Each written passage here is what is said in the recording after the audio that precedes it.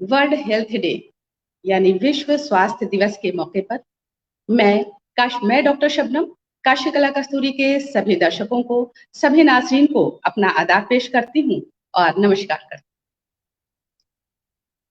हूँ। जान है तो जहान है। कहा जाता है कि स्वस्थ शरीर में स्वस्थ मस्तिष्क का निर्माण होता है। जी हाँ, जब हमारे स्वस्थ शरीर में स्वस्थ मस्तिष्क का निर्माण होगा, तो हमारी जो सोच होगी वो भी स्वस्थ होगी, हमारा काम करने का अंदाज भी स्वस्थ होगा। हमारा इससे न सिर्फ समाज को मुझे फ़ायदा मिलेगा, हमको फ़ायदा मिलेगा, बल्कि समाज को फ़ायदा मिलेगा, पूरे समाज को, पूरे देश दुनिया को फ़ायदा मिलेगा। तो इसलिए स्वस्थ शरीर में स्वस्थ मस्तिष्क का निर्माण होता है, तो स्वस्थ शरीर रखना बहुत ही ज़रूरी है। तो इस मौके पर आज हमारे साथ हैं बनारस हिंदू यूनिवर्सिटी के सर सुंदरलाल हॉस्पिटल के प्रोफेसर डॉक्टर आईएस गंभीर सर। सर, काशी कला कस्तूरी के फेसबुक मंच पर आपका स्वागत है, अभिनंदन है, खुशामदीद है, खैर मकदम है। सर, उसको आप ऑन कर लीजिए। धन्यवाद डॉक्टर शबनम। आपने बड़े सुंदर शब्दों में इस बात को रेखांकित किया है कि स्वस्थ एक अच्छे जीवन के लिए सबसे जरूरी चीज है। स्वस्थ के बिना अच्छे जीवन की कल्पना भी नहीं की जा सकती है। वो कहते हैं ना कि पहला स्वर्ग सुंदर हो काया। पहला स्वर्ग स्वस्थ काया एक पहला स्वर्ग है। एक अच्छी जिंदगी के लिए सबसे बड़ा एसेट है, सबसे बड़ा धन है, वो स्वस्थ है। बिना स्वस्थ के सारे धन, सारी मान प्रतिष्ठा वो किसी भी प्रयोजन की नहीं रह जाती है। उसका कोई भी आदमी उपयोग या उसका कोई भी आनंद नहीं ले पाता है। इसलिए स्वस्थ जो है वो सबसे महत्वपूर्ण, जीवन के लिए सबसे महत्वपूर्ण कहा जाए तो एक सोपान है। विश्व स्वास्थ्य के साथ स्वस्थ जिसको कहा जाता है, उसको उन्होंने रेखांकित किया है। It is absence of disease. So सिर्फ एब्सेंस ऑफ डिजीज ही नहीं है, लेकिन इसका मतलब है कि आदमी को का शरीर, मन और अभी कुछ सालों में उन्होंने इसमें एक स्पिरिचुअल आयाम भी जोड़ दिया है कि ये सारे आयाम जो हैं, शरीर का आयाम तो एक, और मन का आयाम और एक स्पिरिचुअल आयाम, ये तीनों स्वस्थ होने चाहिए। और तभी एक स्वस्थ आदमी ही स्वस्थ समाज का निर्माण कर सकते हैं। बिना स्वस्थ मन के और बिना स्वस्थ शरीर के बाकी सारी बातें सिर्फ हवाई बातें हो जाती हैं। तो इस विश्व स्वास्थ्य दिवस पे मैं कला कस्तूरी वालों का अभिनंदन करता हूं। और डॉक्टर शबनम ने बिल्कुल बहुत सही कहा है कि स्वस्थ ही का के बारे में सचेत होना, स्वस्थ के बारे में आपका उपाय करना आपके अच्छे जीवन की पहली शर्त है। जी सर, सही आपने कहा कि स्वस्थ जीवन से स्वस्थ समाज का भी स्वस्थ, जब हमारा स्वास्थ्य अच्छा होगा तो हमारी दिनचर्या अच्छी होगी और हमारी कार्यशैली अच्छी होगी, और फिर उससे हमारा समाज भी सुदृढ़ होगा, स्वस्थ होगा। और जो कुछ परेशानियां, जो कुछ समाज में, देश दुनिया में जो चीजें ठीक नहीं दिखाई दे रही हैं, उसके पीछे भी हमारा स्वस्थ न होना भी एक कारण है। और सर, जैसा कि हम सब जानते हैं कि आज 7 अप्रैल है और वर्ल्ड हेल्थ डे है, और इस मौके पर ये डे मनाया जाता है ताकि लोगों में अवेयरनेस पैदा हो, लोग अपने स्वास्थ्य के प्रति जागरूक हो। तो सर, युवा जो हमारे देश के कर्णधार हैं, किसी भी देश के युवा कर्णधार होते हैं, देश का भविष्य होते हैं। लेकिन बुजुर्ग भी, जो हमारे वृद्ध हैं, जो हमारे बुजुर्ग हैं, वो हमारे तो मैं चाहती हूँ कि पहले हम बुजुर्गों से अपनी बात शुरू करें कि हमारे, और ये वक्त चल रहा है कोरोना काल का भी, और आप जैसा कि हमारे ना, मैं अपने दर्शकों को भी ये बता दूं कि सर जनरल मेडिसिन में भी थे, आप प्रोफेसर उसमें और हेड भी थे, और उसके बाद आप जीरियाट्रिक्स डिपार्टमेंट के आप हेड हुए, और जीरियाट्रिक्स डिपार्टमेंट में बुजुर्गों को देखा जाता है, उनको ट्रीटमेंट उनको दिया जाता है। तो इस तरह से सर आप बुजुर्गों से भी रिलेटेड हैं, और मैं ये चाहती हूँ कि बुजुर्ग जो हमारे देश के वृद्ध हैं वो हमारे सम्मान भी हैं और देश की धरोहर भी हैं। तो हम अपने बुजुर्गों को इस कोरोना काल में किस तरह से बचाएं, और अगर जिनको ये चीजें कोरोना वगैरह, ये जो कोविड-19 है, अगर वो हो भी जाता है तो किस तरह से उन पर साइड इफेक्ट क्या पड़ते हैं, आफ्टर ट्रीटमेंट किस तरह से हम उनकी देखभाल करें, इस बारे में हम कुछ जानना चाहेंगे सर। डॉक्टर शबनम ने बहुत सही कहा है कि बुजुर्ग धरोहर भी हैं, और हमारे हम सबको जीवन के इस दौर से गुजरना होगा, बुढ़ापा की तरफ आना होता है। तो अ, इसके लिए अच्छा होता है कि तैयारी आप अगर युवावस्था में कर दें, करनी शुरू कर दें। दुर्भाग्य से समाज में युवावस्था के लिए तो बहुत तैयारी की जाती है, पढ़ाई की जाती है, स्किल्स सीखी जाती हैं, है ना, धनोपार्जन के उपाय किए जाते हैं, लेकिन बुढ़ापे के लिए बहुत ज़्यादा सचेत नहीं है लोग। लोगों को लगता है कि बुढ़ापा तो ऐसे ही आ ही जाए, हो ही जाएगा, बीत ही जाएगा। और जब बुढ़ापा जो है, चूंकि शरीर ढलान पे होता है, शरीर के सारे अंग धीरे धीरे शिथिल होते हैं, जिसको संस्कृत में कहते हैं याशांसी जीर्णानि, शरीर जीर्ण होता है पुराने कपड़े की तरह। तो उसमें बहुत सारे रोग होने की संभावना बढ़ जाती है, और रोगों से लड़ने की प्रतिरोधक क्षमता और रोगों से जूझने की शरीर की क्षमता जो है वो उसका ह्रास होता है। इसलिए बुढ़ापा जो है वो दुख का कारण बनता है। बुढ़ापे में रोग जल्दी पकड़ते हैं और उनका स्वरूप जो है वो विकराल हो जाता है। अभी कोरोना बहुत फैला हुआ है, और शबनम जी ने बहुत सही उसका समयोचित प्रश्न उठाया है कि बुढ़ापे को कैसे कोरोना अफेक्ट करेगा बूढ़े लोगों को। तो ऐसा है कि अगर आप संख्या देखें, स्टैटिस्टिक्स, तो कोरोना से मरने वालों में ऑलमोस्ट 80% बूढ़े हैं ना। 60%, 60 ईयर्स एंड अबव जो है, 65 ईयर्स अबव 80% के करीब हो जा रहे हैं। और ये इसलिए होता है कि बुढ़ापे में, जैसे मैंने बताया, कि शरीर की प्रतिरोधक क्षमता का बहुत ह्रास हो जाता है, और चूंकि बहुत सारी बीमारियां पहले से होती हैं, डायबिटीज़ है, ब्लड प्रेशर है, हार्ट प्रॉब्लम्स हैं, इनके साथ अगर कोरोना जुड़ता है, सांस की प्रॉब्लम्स हैं, तो इनके साथ अगर कोरोना का आघात होता है तो वो जानलेवा हो जाता है। जानलेवा नहीं भी हो तब भी ये बहुत सारे और, मतलब कि बुढ़ापे को और शिथिल और ज़्यादा कष्टदायक बना देता है, क्योंकि ये आपके अंगों को बहुत ज़्यादा नुकसान पहुंचाता है कोरोना। क्योंकि कोरोना लंग्स को डैमेज करता है, हार्ट को डैमेज कर सकता है, ब्रेन को डैमेज कर सकता है, क्योंकि ये शरीर में आपकी रक्तवाहिक नलियों में जहाँ तहाँ थक्के बनाता है, उससे रक्त नलियाँ कहीं की भी अवरुद्ध हो सकती हैं, और वो अंग जो है वो उसमें डैमेज हो सकता है, वो अंग काम करना बंद कर सकता है। तो इसके चलते कोरोना जो है वृद्धावस्था में बहुत ज़्यादा कष्टदायी बीमारी हो रही है।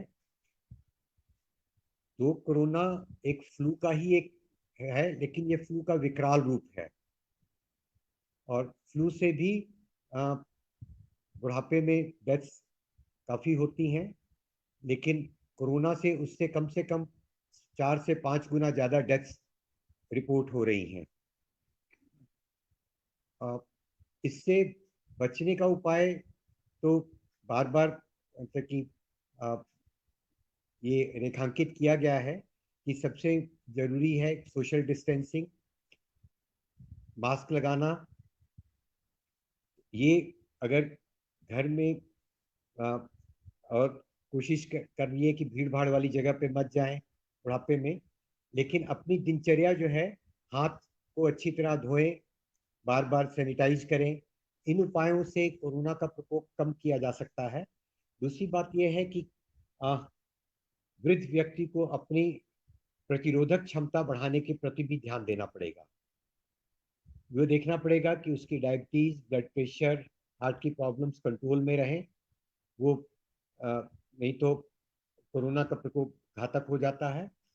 और दूसरी बात यह है कि अपनी प्रतिरोधक क्षमता बढ़ाने के लिए अपना नियमित रूप से व्यायाम करें। शरीर को जितना एक्टिव रखेंगे उतनी प्रतिरोधक क्षमता बढ़ती है। और कुछ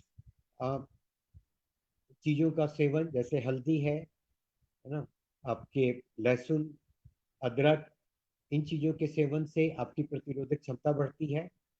इसके अलावा गिलोय को भी लोगों ने देखा है, मतलब कि सरकार, आयुष मंत्रालय उसका भी मतलब उपयोग के लिए, तुलसी, गिलोय, इनके उपयोग के लिए भी वो रेखांकित कर रहा है कि इससे चीज़ें जो हैं वो थोड़ी सी इम्यूनिटी आपकी बूस्टअप होती है। सबसे इम्पोर्टेंट होगा कि अब चूंकि वैक्सीन आ चुकी है, तो वैक्सीन जो है वो लगवा लेना इस प्रतिरोधक क्षमता को ज़्यादा बढ़ाएगा। और लेकिन ये याद रखना पड़ेगा कि वैक्सीन लगाने से के तुरंत बाद प्रतिरोधक क्षमता नहीं आएगी। वैक्सीन लगाने के कम से कम 1 महीने बाद प्रतिरोधक क्षमता का आना शुरू होता है, और दूसरी डोज लगाने के कम से कम 20-25 दिन बाद वो पूरी तरह विकसित हो पाती है। तो इस काल में उनको अतिरिक्त सावधानी पूर्वक रहना पड़ेगा, क्योंकि ये काल, अगर इस काल में वो कोरोना से संक्रमित होते हैं तो कोरोना और थोड़ा सा विकराल रूप में भी आ सकता है, क्योंकि आपकी जो वैक्सीन है उसमें भी कोरोना के कुछ अंश हैं, और कोरोना का ये दोनों मिलके शरीर पे और ज़्यादा दुष्प्रभाव डाल सकता है। लेकिन ये सेंट्रल डिजीज कंट्रोल अमेरिका से, यूएसए ने ये रेखांकित किया है कि ये वैक्सीन प्रभावी है ना, 70 से 80% लोगों में ये काम करेगी, और ये इन्फेक्शन को स्प्रेड होने से भी रोकेगी और इन्फेक्शन का दुष्प्रभाव भी कम करेगी। पूरी तरह खत्म नहीं करेगी, लेकिन उसके दुष्प्रभाव को काफी दूर तक कम कर देगी। उसके बाद भी लेकिन मास्क पहनना और ये जो सोशल डिस्टेंसिंग, हाथ का धोना, सैनिटाइज करना, इनका प्रयोग करते रहना चाहिए, क्योंकि कोरोना हम लोग के साथ ये पूरा 2021 रहने वाला है, ये मान के चलिए। शुभ।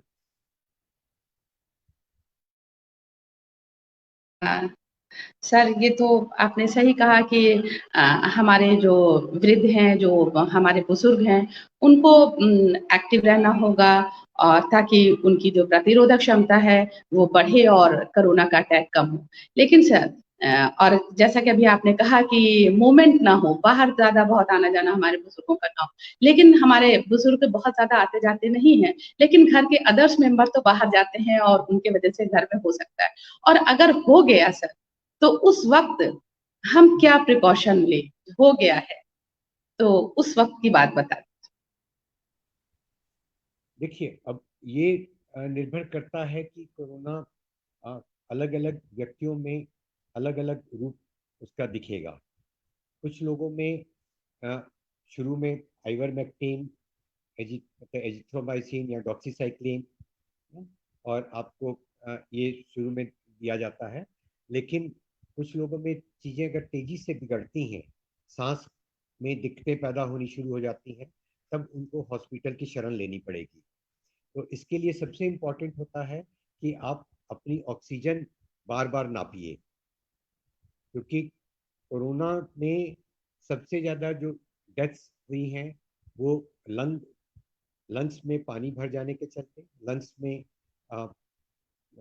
कलेक्शन, ताकि वाटर कलेक्शन या एडिमा कलेक्शन कह लिया जाए, उसके चलते हो रही हैं। और दूसरी जो है वो हार्ट और ब्रेन को डैमेज करने के चलते आ रही हैं। तो इनको सबसे इम्पोर्टेंट है कि अगर ऑक्सीजन आप पल्स ऑक्सीमीट्री आजकल काफ़ी आसानी से उपलब्ध है। पल्स ऑक्सीमीट्री आप बार बार चेक करते हैं और ये 92 के ऊपर अगर आपकी रहती है तो आपको उतनी चिंता की बात नहीं। लेकिन अगर ये 92 के नीचे ड्रॉप करना शुरू करती है तो तुरंत आपको हॉस्पिटल की शरण में जाना पड़ेगा। ऑक्सीजन की ज़रूरत पड़ेगी और ऑक्सीजन और दवाइयों की ज़रूरत पड़ेगी, ताकि इस जो लंग्स में पानी भरने की प्रक्रिया है इसको रोका जा सके। सर, शायद आपकी आवाज कुछ कम आ रही है, तो अब जब भी आप बोलिएगा थोड़ा तेज बोलिएगा, क्योंकि हमारे पास अभी जो मैसेजेस आए हैं उसमें ये है कि सर की आवाज कम आ रही है, आपको लोग सुनना चाह रहे हैं, तो इसीलिए। अच्छा सर, जब जब कोरोना हो गया और उसके बाद जो है वो आफ्टर ट्रीटमेंट ठीक हो गए, आफ्टर ट्रीटमेंट भी इसका क्या असर, कोरोना ठीक होने के बाद भी, कोरोना होने के ठीक होने के बाद क्या प्रॉब्लम हो सकती है और किस तरह से आगे प्रिकॉशन लेना होगा, उनके बॉडी में किस तरह के रिएक्शंस होते हैं कोरोना होने के बाद, जब वो ठीक हो जाते हैं तब भी दिक्कतें होती हैं, ऐसा। हाँ, जैसे मैंने कहा कि कोरोना लंग्स को दिक्कत करता है, लंग्स में पानी भरता है, तो जब पानी ये सूखेगा तो लंग्स में फाइब्रोसिस हो जाती है। और ये देखा गया है कि लंग्स के कुछ हिस्से, अगर ये डिपेंड करेगा कि कितना लंग डैमेज हुआ, कितनी फाइब्रोसिस हुई। पिछले साल के तक की बहुत सारे अनुभव हैं जिनमें कुछ लोगों को महीनों, कुछ लोगों को काफ़ी दिनों तक ऑक्सीजन पर रहना पड़ता है, क्योंकि लंग्स की कैपेसिटी काफ़ी कम हो जाती है।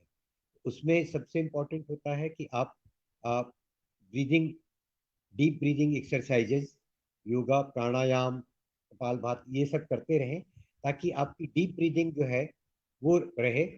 पेट के बल लेट के ब्रीदिंग करें, ताकि लंग्स के हर अलग अलग साइड में लेट के ब्रीदिंग करें, ताकि लंग्स के हर हिस्से को एयर पहुंचे, हवा पहुंचे। इससे आपकी लंग की कैपेसिटी बढ़ती है, और लंग जितने मजबूत होंगे उतना आपका जीवन सुखमय होगा, क्योंकि वायु ही प्राण है। वायु के बिना सारी चीजें निष्फल हो जाती हैं, सारी चीजें रुक जाएंगी। तो सबसे ज्यादा कोरोना से दिक्कत इसमें लंग्स में आ रही है। दूसरी दिक्कत जो मैंने कहा कि हार्ट अटैक हो सकता है ना, हार्ट अटैक हो सकता है, ब्रेन में लोगों को लकवा मारा है ना, तो उसके हिसाब से आपको अपनी जीवन शैली और वो ड्रग्स लेनी पड़ेंगी, जिससे खून जो है वो पतला रहे ना। इसीलिए मैंने कहा कि जैसे आपका अदरक, लहसुन, हल्दी, ये तीनों चीजें जो हैं वो थोड़ा सा ब्लड थिनर्स का काम करती हैं। इनका सेवन ज्यादा करने से आपका ये प्रॉब्लम थोड़ी कम हो जाती है। लेकिन दवाइयाँ आपकी जो ब्लड थिनर्स हैं, एंटी प्लेटलेट ड्रग्स आती हैं, वो लेनी पड़ेंगी, और उनका सेवन उचित चिकित्सकीय मार्गदर्शन में करना उचित रहेगा। ब्लड प्रेशर और डायबिटीज अच्छी तरह कंट्रोल करें। आपके अगर लिपिड्स बढ़े हुए हैं तो उनका अच्छा कंट्रोल जरूरी होगा। ये चीजें अगर करते हैं तो कोरोना के दुष्प्रभाव को कुछ हद तक कम किया जा सकता है।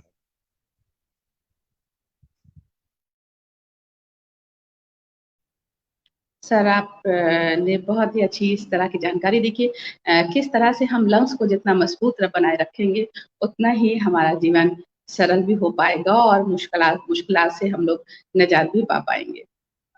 सर, जो युवाओं में भी या यंगस्टर्स में भी, जो हम लोगों में भी ये सब चीजें देखने को मिलती है कि थोड़ी सीढ़ियां चढ़ने पर भी लोगों की सांस फूलने लगती है या इस तरह की चीजें होती हैं। हालांकि वो कहते हैं कि हम तो दिन भर काम करते हैं, बावजूद इसके इस तरह की प्रॉब्लम युवाओं में भी देखने को मिल रही है।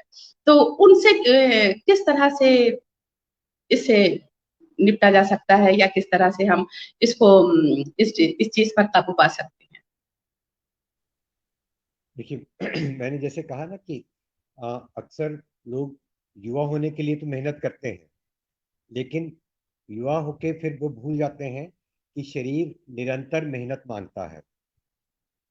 अब हम लोग जिसको कहते हैं स्टेमिना, स्टेमिना इस पर निर्भर करता है कि आप लगातार कितनी मेहनत करते हैं। कुछ लोग मैराथन दौड़ते हैं तो उनको रोज दौड़ना पड़ता है मैराथन के लिए ना।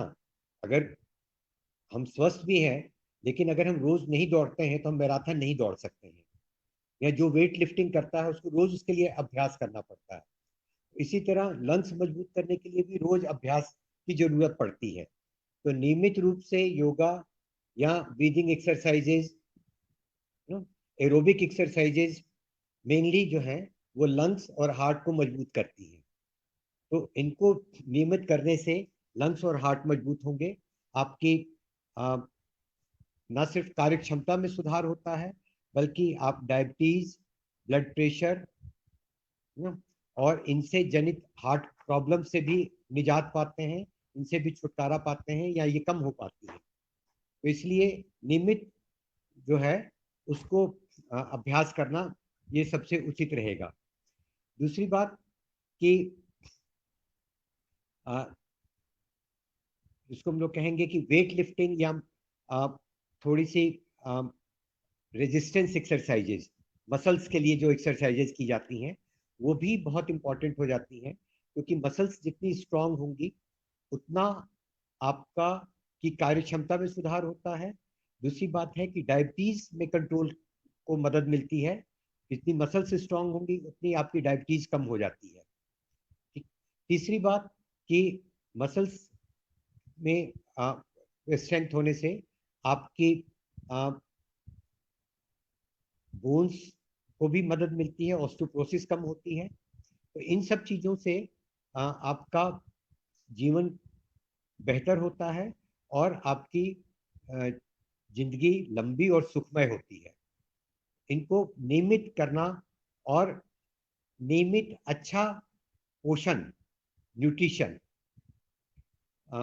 जीवन शैली में हम लोग इतनी भागदौड़ में हो गए हैं कि एक अच्छा पोषण के सिद्धांत भूल गए हैं कि एक नियमित रूप से अच्छा न्यूट्रिशन जो है वो भी एक अच्छे बुढ़ापे और रोग हीन स्थिति के लिए बहुत हद तक जिम्मेदार होता है। तो ये दोनों चीजें, पोषण और नियमित एक्सरसाइज और दिनचर्या, ये तीनों जिसको हम लोग कहेंगे कि 3 लेग्स हैं जिन पे जिंदगी स्वस्थ का दारोमदार होता है।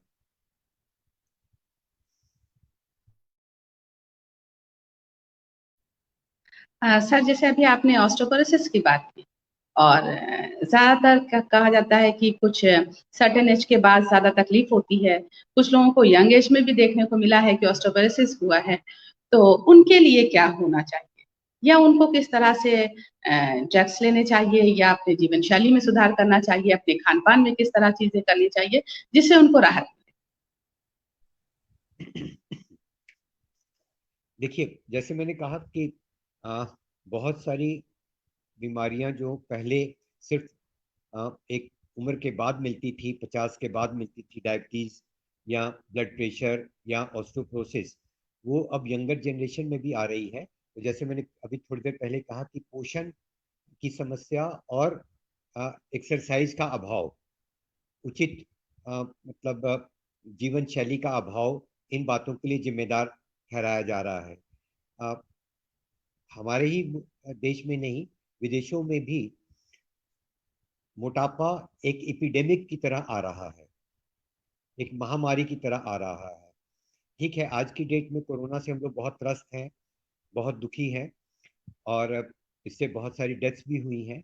लेकिन आज की डेट में भी सबसे ज़्यादा डेथ, कोरोना से डेथ जो है, मैं अभी कल ही आंकड़े देख रहा था कि वर्ल्ड की number 3rd cause of death corona है। अभी भी नंबर 1 और 2 पे आपका कैंसर और आपकी हार्ट डिजीज है। और हार्ट डिजीज का कारण सबसे बड़ा डायबिटीज और ब्लड प्रेशर और मोटापा है।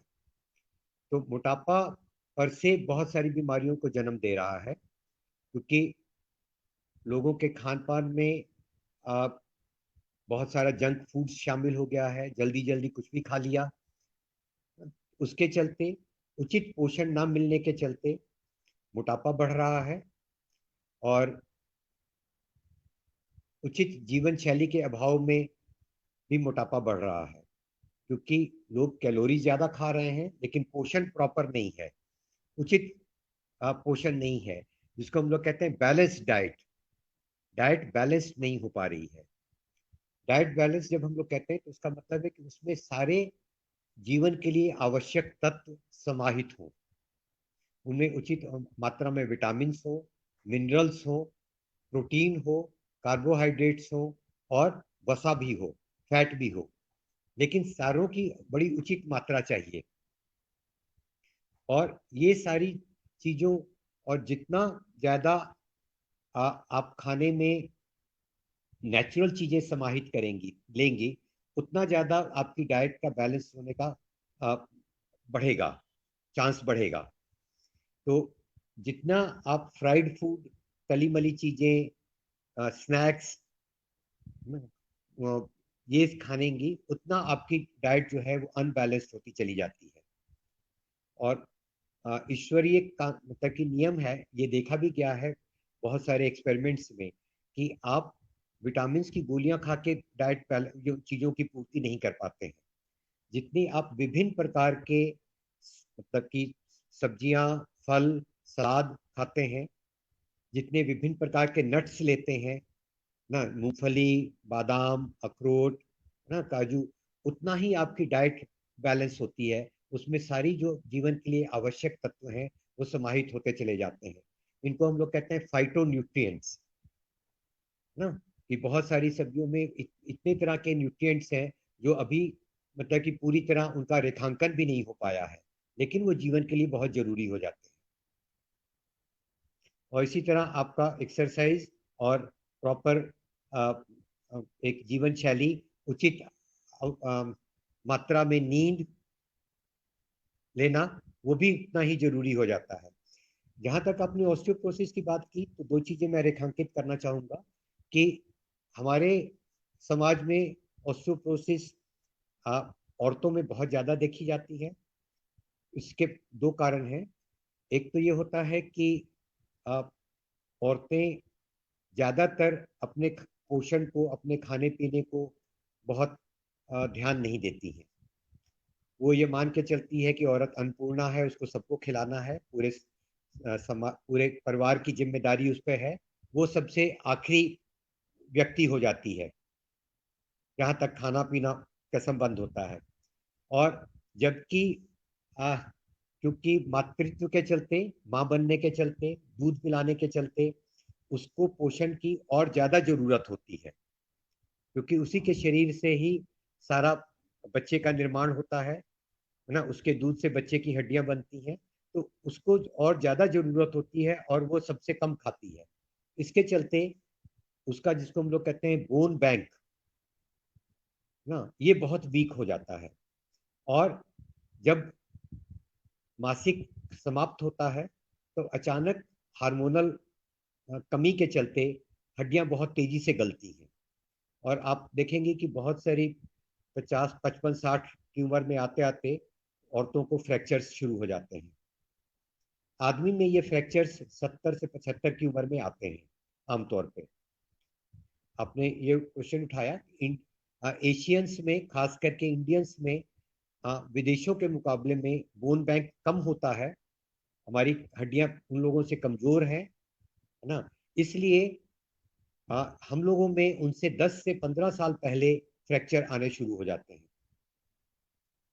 तो ये अगेन इसका एक ही उपाय है कि आप अपना बोन बैंक बढ़ाइए, और कोई उपाय नहीं है कि अच्छी तरह दूध लीजिए या कैल्शियम प्रोडक्ट्स लीजिए, और हल्की फुल्की एक्सरसाइज करके अपनी हड्डियों को मजबूत बनाइए। सर आजकल ये भी देखने को मिल रहा है कि जैसे विटामिन डी की बहुत ज़्यादा कमी, शायद अब लोग ज़्यादा धूप में नहीं रह पाते, या जो लोग धूप में भी रह रहे हैं, है ना? जो अप डाउन बहुत दूर तक करते हैं और बावजूद इसके जो है उनके शरीर में विटामिन डी की बहुत कमी हो जा रही है, लैक ऑफ विटामिन डी। तो उससे जो है उनको दूसरे तरह की क्या-क्या प्रॉब्लम हो सकती है और किस तरह से उसको दूर करें? हालाँकि उसके इंजेक्शंस भी लगते हैं, लेकिन कभी-कभी किसी के नहीं भी बढ़ते हैं, तो इसके क्या कॉजेज़ हैं? इतने कम होने के क्या कॉजेज़ हैं कि बिल्कुल 6 और 7 हो जाए? तो इसके क्या कॉजेज़ हो सकते हैं?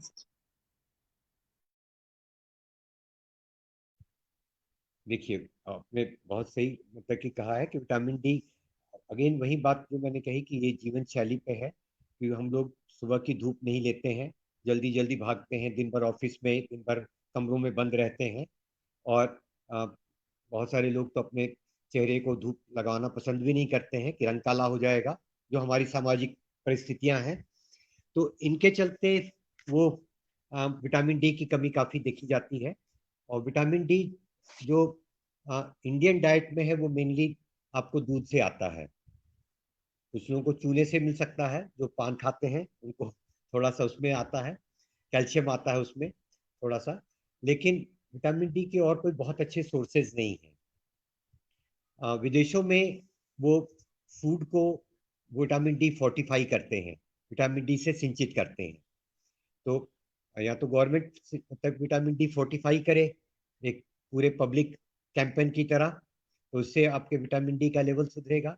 दूसरा जो दिक्कत हो सकती है वो ये है कि आपको विटामिन डी लेना पड़ सकता है एज ए सप्लीमेंट, है ना। और विटामिन डी सप्लीमेंट जो है वो अगर आप लेते हैं तो विटामिन डी की जो रिक्वायरमेंट है बॉडी के लिए वो 400 इंटरनेशनल यूनिट जो है वो जवानों के लिए काफ़ी है। बूढ़ों में ये 800 यूनिट टू 1000 यूनिट रखी जाती है, क्योंकि बूढ़ों में विटामिन डी का एब्जॉर्प्शन थोड़ा पुअर हो जाता है। तो अगर विटामिन डी की आप नहीं लिए हैं तो आप अप टू 2000 यूनिट्स तक ले सकते हैं पर डे। लेकिन ज़्यादा विटामिन डी लेने से भी विटामिन डी टॉक्सिसिटी होने का खतरा रहेगा। ये नहीं है कि आप विटामिन डी, बहुत सारे लोग 60,000 यूनिट्स पर डे लेना शुरू कर देते हैं, दैट विल वो विटामिन डी की टॉक्सिसिटी भी पैदा करता है। तो चीज़ों को समझ के लेना ही उचित रहेगा। और जैसे मैंने कहा कि ये एक दिन का विषय नहीं है, ये रोज का है। आपको रोज अपने आप को अ, अच्छे स्वास्थ्य के लिए रोज पुश करना पड़ेगा, रोज आपको उसके लिए तैयार रखना पड़ेगा, उस पर ध्यान देना पड़ेगा। ये एक दिन सुनने और एक दिन कहने से बात खत्म नहीं हो जाती है, इसको जीवन में उतारने से ही उसका लाभ मिलेगा। सर आपने सही कहा कि एक दिन सुनने से बहुत ज़्यादा वो लाभ नहीं मिलेगा, इसको जीवन में उतारना ज़रूरी है। लेकिन सर मैं जहाँ तक समझती हूँ कि जब भी इंसान कोई चीज़ सुनता है तो उसके लिए वो नया होता है, या उसको मालूम होने के बाद भी बताने वाले का एक असर होता है और उस पर वो उम, अगर वो कंटिन्यू ना कर सका तो लेकिन कुछ दिन वो ज़रूर उस पे चलने की कोशिश करता है और बहुत लोग उसको कंटिन्यू भी कर लेते हैं। तो अगर हमारे इस प्रोग्राम से कुछ लोगों को फ़ायदा मिलेगा, कुछ लोग अपने जीवन में उन बातों को उतारेंगे भी और जानते हुए फिर उस पर एक जैसे कहा जाता है सर कि किसी चीज़ पर गर्द पड़ जाए फिर उसके बाद झाड़ दिया जाता है तो फिर वो चमक उठता है। तो हो सकता है कुछ चीज़ें ऐसे भी लोगों के सामने ये सिचुएशन भी हो, क्योंकि आपकी बातें उनको ये लगे कि नहीं सर ने कहा है इस तरह से हम लोगों को रहना है, हम लोगों को करना है। तो कभी-कभी एक दिन की बातें भी लग जाती है और लोगों के काम आ जाती हैं सर। सर एक अहम बात कि जैसा कि आपने कहा कि जो मल्टीविटामिन लोग लेते हैं, तो कोशिश करें कि सप्लीमेंट लें। सप्लीमेंट मीन्स कि नेचुरल नेचुरल वे में उसको हम विटामिन को जो हम कैप्सूल के रूप में ले रहे हैं, उसको हम नेचुरल वे में लें, जो नट्स हैं और अदर्स चीज़ें। उसी तरह से सर डायबिटीज़ में अक्सर लोग ये कहते हैं और डायबिटीज़ तो एकदम महामारी की तरह से ये है, पूरे हिंदुस्तान में तो ये है ही है और पूरे विश्व के लिए एक बहुत बड़ा खतरा है।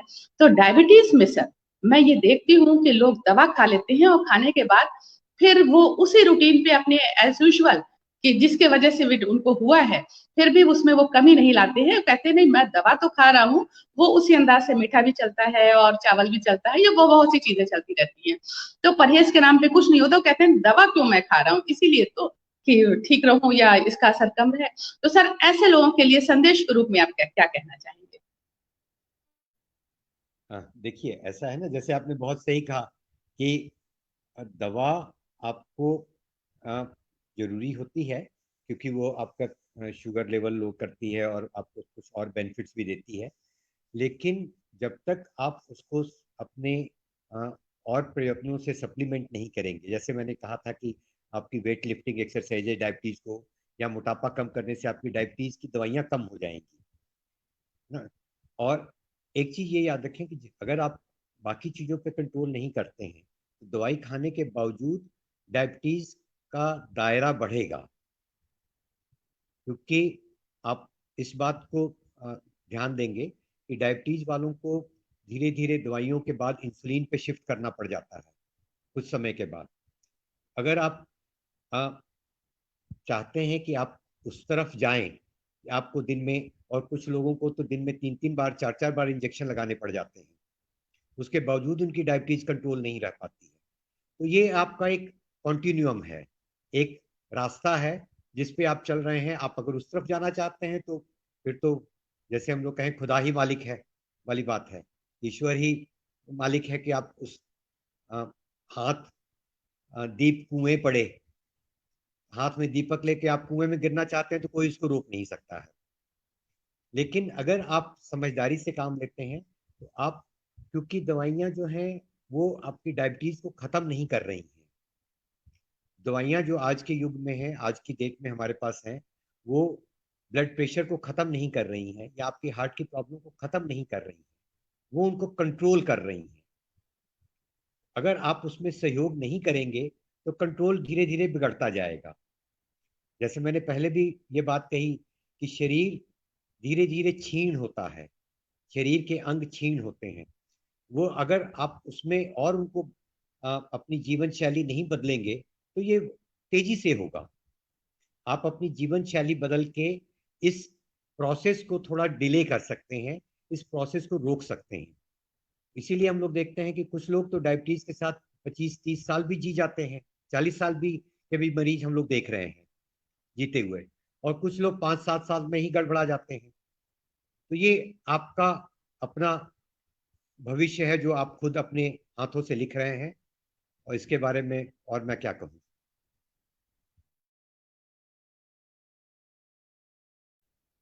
सर सही कहा कि हमारी जो गलत गलत आदतें हैं, जो गलत सोच है, उससे हम अपना भविष्य में खुद अंधकार लिख रहे हैं, खुद अंधेरा ला रहे हैं वाकई में। लेकिन मैं चाहूंगी कि, और मैं भगवान से प्रे भी करती हूँ कि आपकी बातों का असर हमारे श्रोताओं पर हो, या जो लोग भी देखेंगे और आगे भी देखेंगे, और बहुत लोग इसको वायरल करेंगे, तो सुनने वाले पर इसका असर हो। मैं यही चाहती हूँ, क्योंकि कोई भी इंसान नहीं चाहता है, वो चाहता है उसके ही करने का ये असर होता है कि वो अंधकार में जा रहा है, लेकिन फिर भी वो जाना नहीं चाहता है। तो भगवान ऐसे लोगों की रक्षा करे और उनको सद्बुद्धि दे कि किस तरह से उनको अपना ख्याल रखना है। सर एक बहुत अहम प्रॉब्लम जो आजकल देखने को मिल रही है, गैस्ट्राइटिस की प्रॉब्लम। गैस्ट्राइटिस की प्रॉब्लम की वजह से कब्ज है, गैस्ट्राइटिस है, तो उससे बहुत दिक्कतें और हर दूसरे शख्स को ये देखने को मिल रहा है। उससे कैसे निजात मिले? गैस्ट्राइटिस की तो बहुत ज्यादा प्रॉब्लम। देखिए, गैस्ट्राइटिस की प्रॉब्लम आपकी बात ठीक है कि क्योंकि अ, फिर मैं उसको वही कहूँगा कि ये एक उचित तरीके से जीवन शैली ना होने के चलते गैस्ट्राइटिस की प्रॉब्लम बढ़ती है, क्योंकि बहुत सारे लोग चूंकि उनको कार्य शैली इस तरह की हो जाती है कि उनको सुबह खा के निकलना है और फिर रात को वापस आके खाना है, दिन में वो बेचारे कुछ खा नहीं पाते हैं। लेकिन हम लोग का जो शरीर बना है वो मतलब कि बारंबार भोजन के लिए बना हुआ है, कि दिन में कम से कम 3 4 बार आप कम से कम भोजन लें।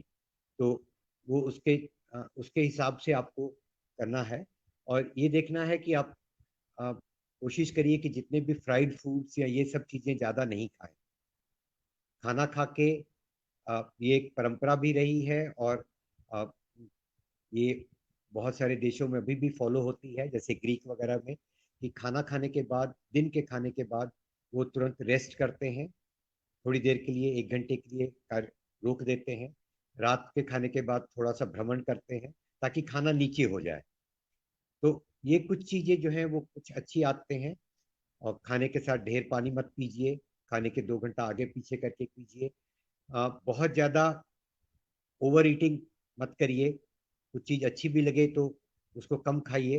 तो ये सारी चीजों का आपको जो है ध्यान रखने से ये गैस्ट्राइटिस की प्रॉब्लम कुछ कम हो जाएगी आपकी। और इनसे आपको काफी हद तक अ, संतुलन मिलेगा। और खाने में ऐसे तत्व लाइए जो पेट को थोड़ा शांत रखते हो, जैसे दही मट्ठा है, सत्तू है ना। आपके जितने आप नेचुरल प्रोडक्ट्स लेंगे उतना वो आपका पेट जो है वो शांत रहेगा। और एक और बात जो बड़ी अहम इधर पिछले कुछ सालों में उभर के आई है कि हमारे, जिसको हम लोग कहते हैं कोलोनिक फ्लोरा, हमारी आंतों, बड़ी आंतों में एक माइक्रोब माइक्रोब्स का एक पूरा संसार बसा हुआ है ना। हर एक की आंतों में अरबों की संख्या में माइक्रोब्स हैं जो हमारे लिए बहुत उपयोगी विटामिन चीजों को निर्माण करते हैं, जैसे विटामिन के है ना, और भी अन्य तकी तत्वों का निर्माण करते हैं। तो अगर आपका उचित पोषण रहता है तो ये माइक्रोब्स जो हैं वो तकी ठीक हालत में रहते हैं। अगर ये माइक्रोब्स गड़बड़ाते हैं तब भी आपकी गैस की प्रॉब्लम ज़्यादा बढ़ती है। तो ये आज की डेट में एक गहन शोध का विषय हो रहा है कि इन माइक्रोब्स को हेल्दी कैसे रखा जाए, प्रोबायोटिक्स ना। इसी के लिए आप बहुत ज़्यादा एंटीबायोटिक खाते हैं तब भी ये गड़बड़ा जाते हैं। तो इस तरह करके आपको इन पे देखना है कि हर छोटी बात के लिए आप एंटीबायोटिक अगर खा रहे हैं तो आप अपने लिए मुसीबत खड़ी करने जा रहे हैं। ठीक है शबनम जी, अब हम लोग रैप अप करें। ठीक है, सर उसको मैं बस बहुत थोड़ा सा वो धन्यवाद। कर थोड़ा सा वो कर दीजिए दीजिए सर, एक क्वेश्चन और है, जी। फिर उसके फिर बाद उसके हम लोग खत्म बाद हम करते हैं, लोग क्योंकि खत्म मुझे करते हैं मालूम है सर क्योंकि मुझे आपको अभी मालूम है सर जाना है। आपको अभी जाना है। सर आप हाँ जी सर, डॉक्टर नवल किशोर शाही सर, सीएचएस के पूर्व प्रिंसिपल, उन्होंने ये पूछा है कि अभी इनके ये क्वेश्चन दिख रहे हैं कि उंगलियों में जो जलन होती है, अक्सर जो है रात में उंगलियों में जलन होती है, ये ऐसा क्यों होता है? देखिए, उंगलियों में जलन या पैरास्थीसिया जिसको हम लोग कहें, देखिए दो चीजें हो सकती हैं। जाड़े में अगर उंगलियों में जलन होती है तो ये चिल ब्लेन्स होती है ना, क्योंकि आपके पोरों तक बहुत अच्छा खून नहीं पहुंच पाता है और ठंड के चलते वहां पे आपकी थोड़ी सी इन्फ्लामेशन आ जाती है ना, तो इसको चिल ब्लेन्स कहते हैं। उसमें ये होता है कि आप दस्ताने पहने, मोजे अच्छी तरह पहने, डबल तक करके पहने अगर जरूरत हो, तो उससे आपकी, ताकि उंगलियां वार्म रहें जाड़े में। ठीक है। दूसरा जो होता है कि वो विटामिन की कमी के चलते, है ना, तो वो विटामिन की कमी के चलते भी उंगलियों में जलन आ सकती है, खास करके पैरों की उंगलियों में। ये न्यूरोपैथी का फीचर है ना। और न्यूरोपैथी के अदर कॉजेज भी होते हैं, तो वो अपना जांच का विषय हो सकता है और क्या कॉजेज हो सकते हैं। लेकिन विटामिन की कमी, खास करके विटामिन B12 की कमी, खास करके जिसको हम लोग कहते हैं कि हमारी बड़ी पॉपुलेशन लैक्टो वेजिटेरियन है, जिसको हम लोग कहें कि दूध या शाकाहारी है, वो आ, मांस वाले प्रोडक्ट्स नहीं लेती है, अंडा या अदर प्रोडक्ट्स नहीं लेती है। इसके चलते विटामिन B12 की कमी काफी बड़ी पॉपुलेशन में पाई जाती है। विदेशों में वो उनके मांसाहारी होने के बावजूद, खास करके मतलब कि अमेरिका और यूके में, वो इसको सप्लीमेंट करते हैं फूड में, विटामिन B12 को। हमारे यहाँ ऐसे कुछ नहीं है, तो इसके चलते विटामिन B12 की कमी एक बहुत बड़ा फैक्टर हो जाता है। विटामिन B1, B6, B12, इनकी कमी के चलते जो है आपके पैरों की उंगलियों में जलन हो सकती है। तो इनको सप्लीमेंट करने से आपकी ये शिकायत दूर हो सकती है। फिर डायबिटीज में पैरों की उंगलियों में तक आती है, क्योंकि न्यूरोपैथी होती है, नर्व्स डैमेज होती है डायबिटीज में, फिर बहुत सारी अदर बीमारियों में होती है।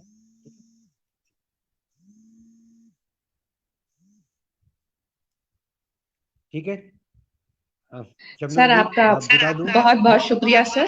सर एक मिनट उसको आप ऑफ कर दीजिए। सर का बहुत बहुत शुक्रिया। अभी आपका एक अपॉइंटमेंट है और आप उसके लिए निकल रहे हैं, और इत्तेफाक की बात है कि बहुत देर में हम लोगों का प्रोग्राम शुरू हो पाया था, कनेक्ट सर नहीं हो पा रहे थे। तो मैं चाहूंगी कि जो बातें सर से हुई हैं उस पर हम सब अपने जीवन में उतारें, और क्योंकि स्वस्थ शरीर में ही स्वस्थ मस्तिष्क का निर्माण होता है। और इस तरह से सर हमारे सर सर आपको उसको म्यूट कर दीजिएगा, म्यूट कर दीजिए सर। हाँ, तो सर ने अपना कीमती वक्त दिया, और मैं चाहूंगी कि सर की बातों को हम लोग अपने जीवन में उतारें, और कोशिश यही रहे कि किस तरह से हम मेहनत करें, क्योंकि बॉडी हमारा शरीर मेहनत चाहता है, और हम मेहनत करें ताकि हमारे लंग्स, हमारे हार्ट, हमारा पूरा शरीर मजबूत बना रहे। और इसी के साथ सर आपका एक बार फिर बहुत बहुत शुक्रिया कि आपने काशी कला कस्तूरी को हम लोगों को वक्त दिया, ताकि वर्ल्ड हेल्थ डे के मौके पर हम लोग थोड़ा सा कुछ अवेयर हो सके, एक बार फिर दिमाग में एक नई सोच के साथ आगे बढ़ सके। इसी के साथ हम सभी काशी कला कस्तूरी के सभी दर्शकों का, सभी नाज़रीन का भी शुक्रिया अदा करते हैं कि इस वक्त तक आप हमारे साथ बने रहें। इसी के साथ हम सबका शुक्रिया करते हुए अपनी बातों को विराम देते हैं। नमस्कार। धन्यवाद।